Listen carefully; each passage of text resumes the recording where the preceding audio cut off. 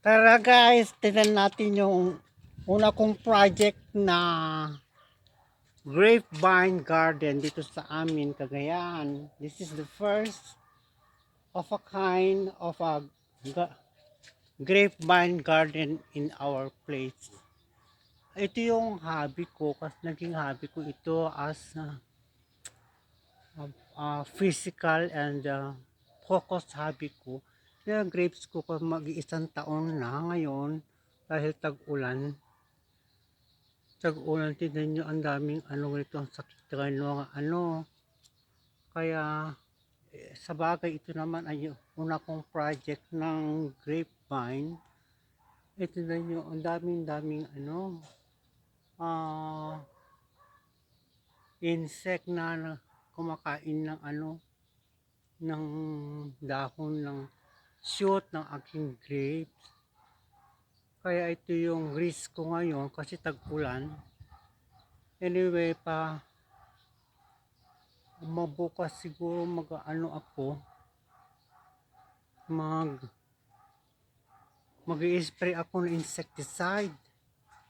So ito yung garden ko, napaikutan ng grapevine. Noon nag-pre-pruning ako last 3 months kasi maganda pa araw. Nabunga naman ng 3 puno dito. Yan, dito ang bumunga kasi pencil size na yung puno. Ito Kaya itong mayroon pagkukulang ko dito sa pruning ko. Siguro sa susunod pruning ako, summertime, baka March, iibayin ko yung position niya saka yung pang pruning ko. Ayun Natutuwa naman ako dahil tatlong puno naman ang namunga. Ngayon, problema ko ito mga insect. Ayan. Ito yung focus hobby ko ngayon. Aside from dining experience.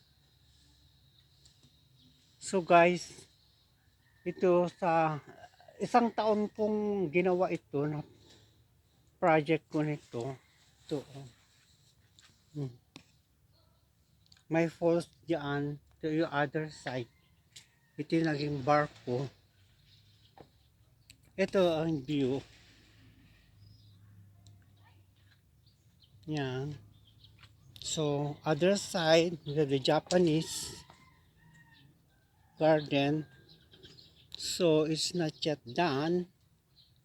So, hopefully by summer, kasi tagulang ngayon, ang hirap mag-ayos. So, i-update lang po kayo sa susunod ang aking aktibidades tungkol sa grapevine ko.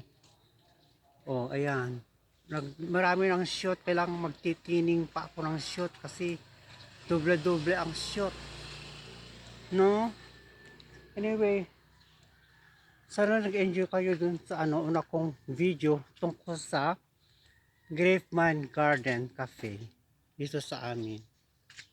Thank you.